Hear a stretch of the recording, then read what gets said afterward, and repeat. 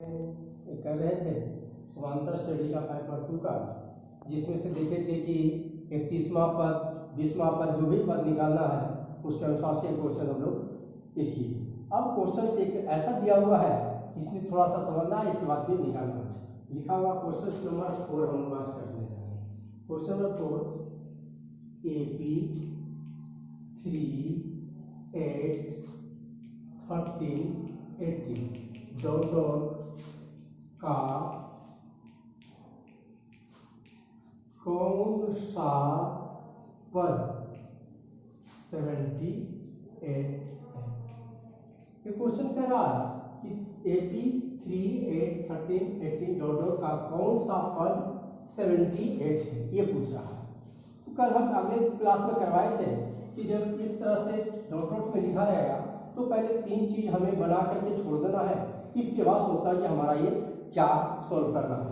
तो सबसे पहले हम लोग लिखेंगे A1 equal to 3, A2 equal to 8, ये दो को लिख देना। और इसके बाद सारवंतर में D formula A2 minus A1। A2 का वैल्यू है 8 और यहाँ 3 5, ये सारवंतर 5। अब हम लोग को देखना है कि ये दिया हुआ सारवंतर दिया है, ये प्रथम पद दिया है, AP का कौन सा पद पूछ रहा है, कौन सा पद 78 है। तो कौन सा पद 78 के मतलब वो हमें उसको लिखना है AN इक्वल टू 78, वो AN दिया है। तो इसमें एनवा पद निकालना है, एनवा पद बराबर क्वेश्चन मार्क ये आ जाएगा। इसमें AN मालूम करना है क्योंकि ये दिया है, D दिया है और AN दिया है, मतलब अब एनवा पद निकालना है। एक हम अगले क्लास में ये दिए थे, ये दिए थे A P D दिए थे और AN कभी खाली था कभी AN खाली था, इस तरह से। और ऐसा बोले थे कि इसमें से जो भी निकालना है इसका सबका एक ही फार्मूला हम लोग सेट करेंगे। तो फार्मूला अगले क्लास में किए थे AN equal to N A plus N minus 1 D, ये फार्मूला हम लोग अगले क्लास में लिखे थे। N equal to A plus N minus 1 bracket D।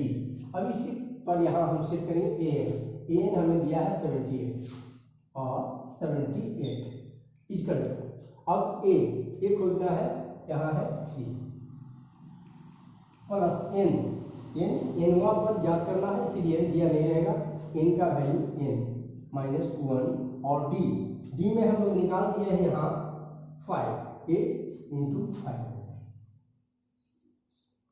या 78 इक्वल टू 3। इस 5 को इस ब्रैकेट से इंटू करना है, दोनों से इंटू करते हैं, प्लस 5n माइनस 5 हो गया। अब आगे लिखते हैं कि ये 5 है, ये 3 है, माइनस 5 है, तो पूरे नंबर को हम लोग एक साथ जगह कर देते हैं और n वाले को अलग। जैसे कि इसमें हो गया 78, इधर प्लस है, इसको इधर करते हैं माइनस 3, ये माइनस है, इधर करते हैं plus 5 equal to 5n।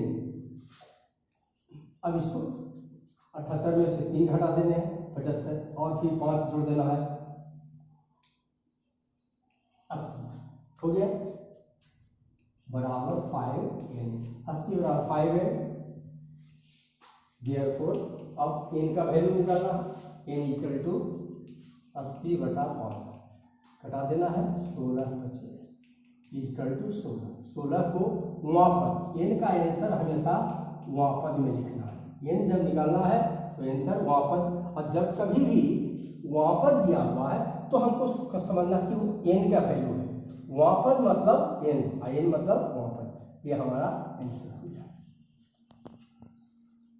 Minus 150 है, अभी जो है तो कैसे समझेंगे कि एक पद है और कैसे नहीं है, वो हम लोग करेंगे।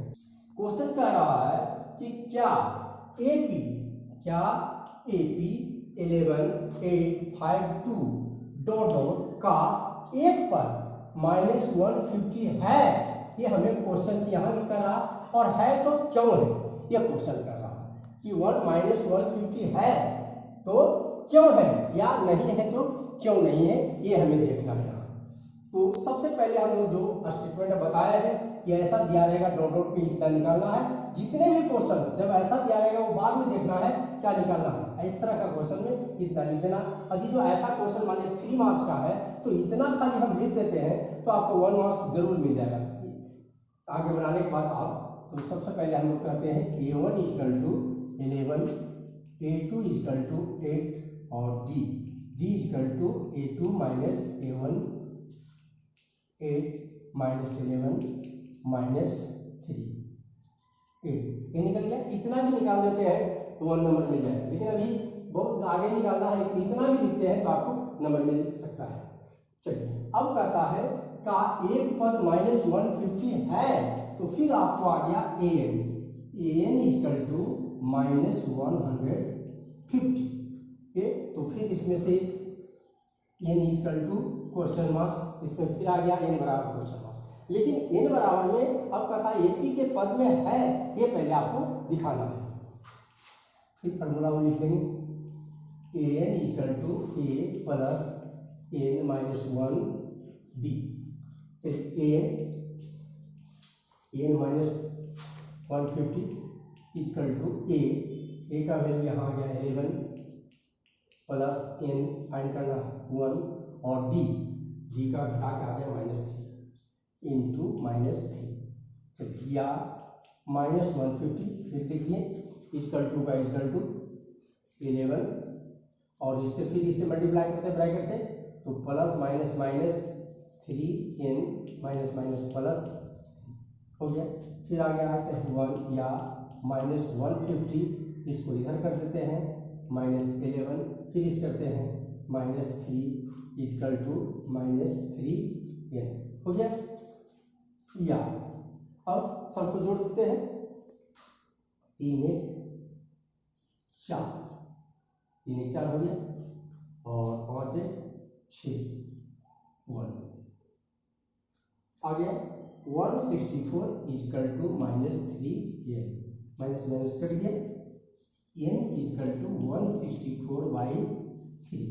अब हम लोग देखेंगे कि इससे 164 में 3 से पूरा कट रहा है या कि नहीं। तो रफ में इसको करके देखते हैं तो इससे भागा लगाते हैं तो पूरा नहीं करता। n का आंसर हमेशा पूरा संख्या में रहना चाहिए, बटा में नहीं रहना चाहिए। ये चीज इसमें माइनस में नहीं रहना चाहिए, भी है बटा और माइनस में नहीं रहना चाहिए। यदि जो बटा और माइनस में है तो पूछ रहा इतना का एक पद इतना है तो नहीं, इतना का एक पद इतना नहीं।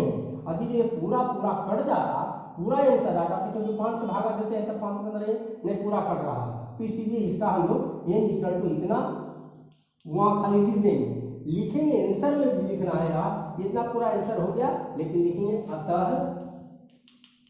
n इक्वल टू 164/3 वह है, इसलिए यह एक पद नहीं है। बस इतना हम लोग को इसमें देखना कि बटा में है तो इनका वैल्यू पद में नहीं है। पूरा जो कट जाता है पूरा आंसर रहता है तो हम एक पद बोल सकते थे, ऐसे एक पद नहीं। यही हमारा क्वेश्चन के आंसर हो जाए। रहा है कि उस एपी का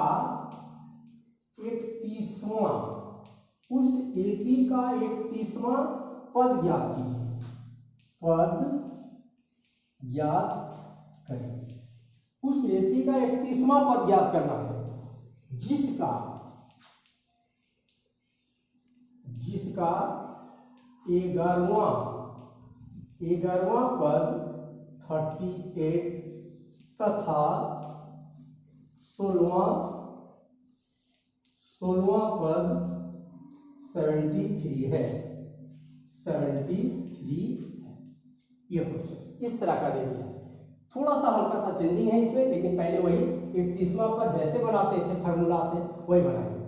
कहता है एपी का 31वां पद ज्ञात करना, 31 पद ज्ञात करना है जिसका 11वां पद 38। अभी हम लोग देखे थे डॉट डॉट में दिया था एपी बराबर इतना डॉट इतना कॉमा इतना फिर डॉट डॉट, लेकिन वैसा नहीं दिया है। फिर भी इसको समझना है। कहता 11वां पद 38 है, 11वां पद इक्वल टू 38 ऐसा लिखा हुआ। 11वां पद 38 है तो फिर एक को हम जो शुरू में 5.1 फार्मूला पढ़ा रहे थे, ए प्लस डी, ए प्लस 2d, ए प्लस 3d, ए प्लस 4d, तो जितना पद कहता है उससे एक कम 11वां पद कह रहा है a प्लस 10d। 25वां पद कहेगा a प्लस 24d बराबर आ गया 38। इसको इक्वेशन 1 मान लेते हैं। फिर है 16वां पद। 16वां पद बराबर कह रहा है 73। 16वां पद फिर फार्मूला वही लिखना है, a प्लस 1 इससे कम 15d इक्वल टू 73। ये समीकरण 1 और समीकरण 1 और समीकरण 2 से एक चैप्टर हम आपको पढ़ाए थे 7.3 पॉइंट में, जिसमें प्रतिस्थापन विधि, विलोपन विधि और ब्रज गुणन। तो ये वाला का जो है हम लोग विलोपन विधि से शुरू बनाएंगे, जो हम 7.3 पॉइंट में ही पढ़ाए थे वही चीज। तब दोनों को हम लिखते हैं a plus 10d equal to 38 first equation, और यहाँ उतार देते हैं a plus 15d equal to 73 second equation. दोनों आगे का दोनों बराबर है, इसीलिए कुछ नहीं करना, डायरेक्ट आगे बनाया है। यदि जो बराबर नहीं रहेगा तो आगे दोनों को बराबर करना है, जो हम गुना करके बताए थे, अल्टीमेट गुना नीचे का ऊपर से नीचे। तो पहले उस चैप्टर को आपको विलोपन विधि देखना पड़ेगा तब। अब इसको हम लोग बढ़ाते हैं, यहाँ लिखेंगे घटाने पर सिंबल चेंज होता है, प्लस से माइनस, प्लस से माइनस, यहाँ प्लस से माइनस, ये प्लस माइनस कट गया। 10 में से 15 घटाना क्योंकि माइनस है, माइनस 5d इक्वल टू 38 में 73 घटाना है, बड़ा नंबर के सामने पहले तो माइनस है, घटाइए। यहाँ 13 में 60 घट गया 5, यहाँ बच गया 6 में से 3 घट गया 3, माइनस माइनस कट गया। 5d इक्वल टू 35, इसलिए d इक्वल टू 35/5 कटा देना है, 5 7 35, d का वैल्यू 5 निकल गया। अब लिखना है समीकरण 1 में d का मान देने पर फिर विलोपन विधि। विलोपन विधि आपको याद रखना, हम पहले ही बोले थे विलोपन विधि बहुत इंपॉर्टेंट है।